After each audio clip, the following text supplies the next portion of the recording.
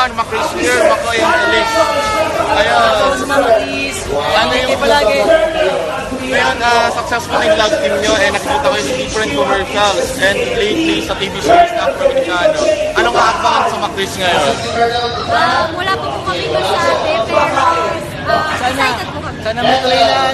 Ayun ang pangunahan lahat, pero may mga blessing namin, ginagawa lang namin, tinatanggap lang namin. Yun, support na lang. May upcoming movie ba na abangan? Kasi alam nyo, yung mga fans mo ngayon is ano talaga, waiting na makakita kayo sa mga movie. Actually, hit kayo sa lahat sa TV series. Sa ilang commercial nyo, lalo na yung fast food scene na commercial. Ayun, sana po.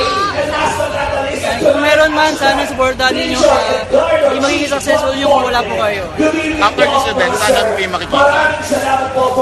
Do you have upcoming shows ba? Or out-of-town events? Sa showtime. Rocking here with Makoy. Just Makoy, ano yung upcoming project mo after Once Upon a Time in FPJ ang Provinciano? Ayan, maganda yung mga narinig ko po. Pero sadya, ayun ang pangunahan. Pero sana malaki palagi ng Provinciano. Yung pa rin po. Tsaka showtime po everyday po and Saturday. Thank you po sa inyo lahat. And eto, tumakbo ka ba ngayon sa Santiology? Hindi, kasi magpo-perform ako. Saya, next year bawi ako. Ayun, and sige, upcoming album. Yan, hashtags pa rin. Available pa rin yan sa lahat ng mga stores. 199 pa lang yan. Sana bumili pa rin kayo. Hashtags, road trip concert. And movie ba? May movie na bang updates ngayon? Sana po. Ayun ang pangunahan, pero sana po.